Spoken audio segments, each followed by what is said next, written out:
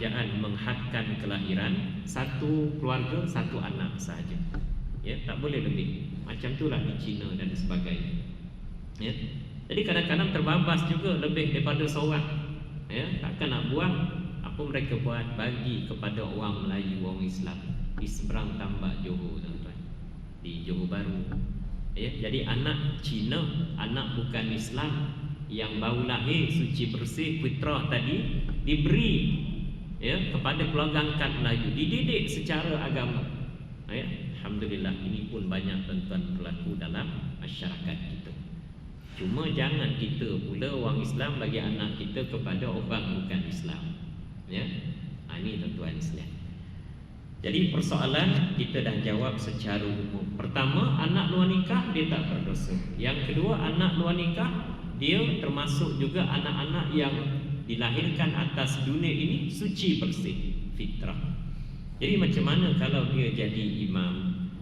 Berkaitan kriteria menjadi imam, ya, ia berdasarkan kepada hadis Nabi SAW daripada Abu Mas'ud Uqbah bin Amru al-Badri al-Ansari radhiyallahu anhu.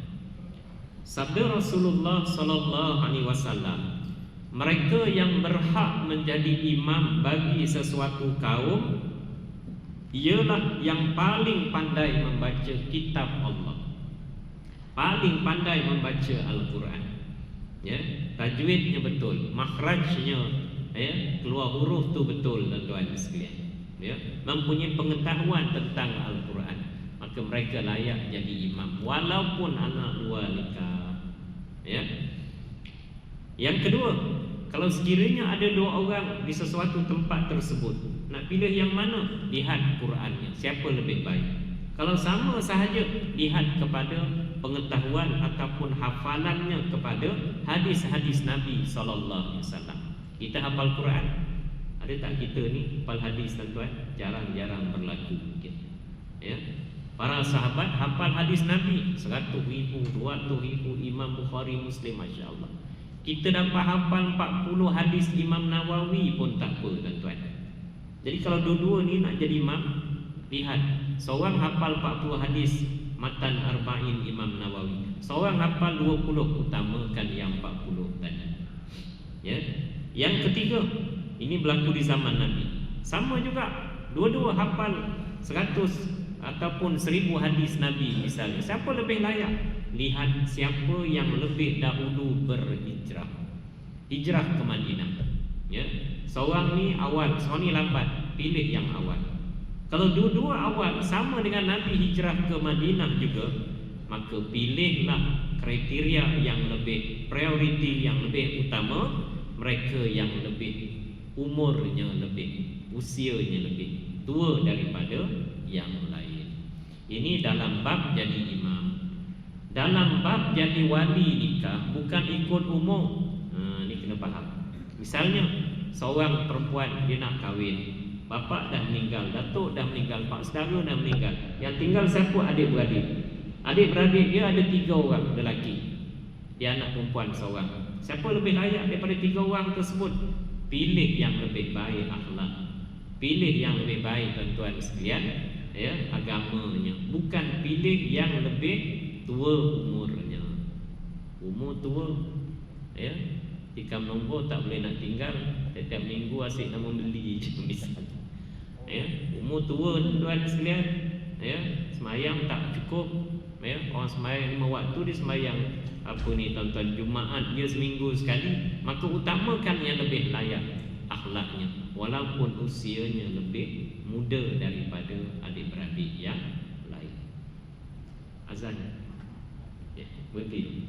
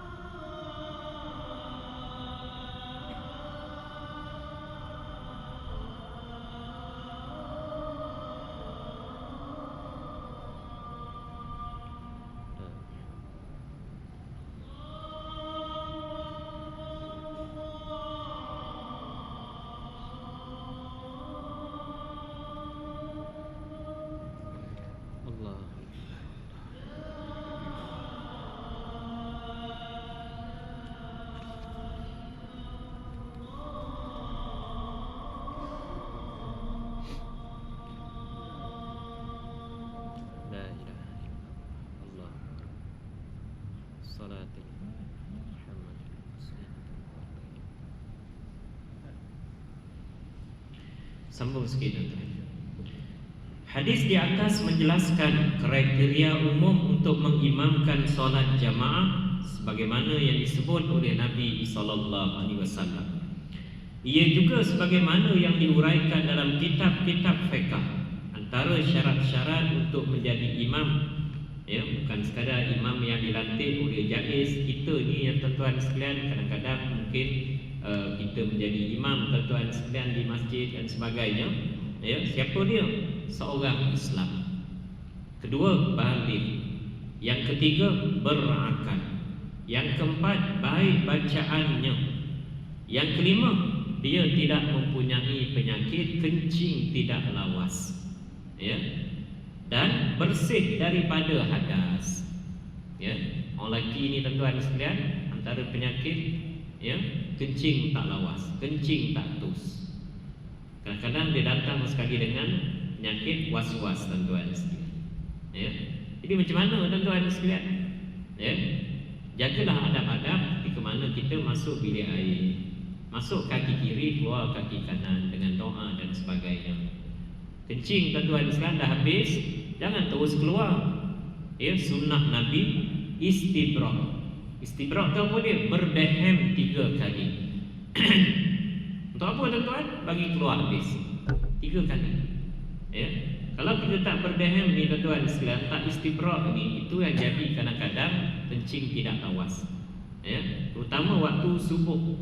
Ya, kita pergi beli air dah habis, tak berdehem, tak istibrak, ambil air wuduk macam biasa, masuk sembahyang, ikut imam. Ya, bila kita sujud tuan-tuan sekalian, ada rasa macam menitik tuan-tuan, macam keluar tuan-tuan sekalian. Jadi nak elak macam mana? Di antaranya tuan-tuan, banyaklah kaedahnya. Antaranya tuan-tuan sekalian, ya, berdehem, istibrak. Jadi orang yang ada penyakit kencing tidak lawas ini tuan-tuan, dia tidak diutamakan. Kalau ada orang lain yang tak ada penyakit tersebut, dia lebih utama menjadi imam. Kerana apa tuan-tuan? SOP ambil wuduk dia berbeza. Ya.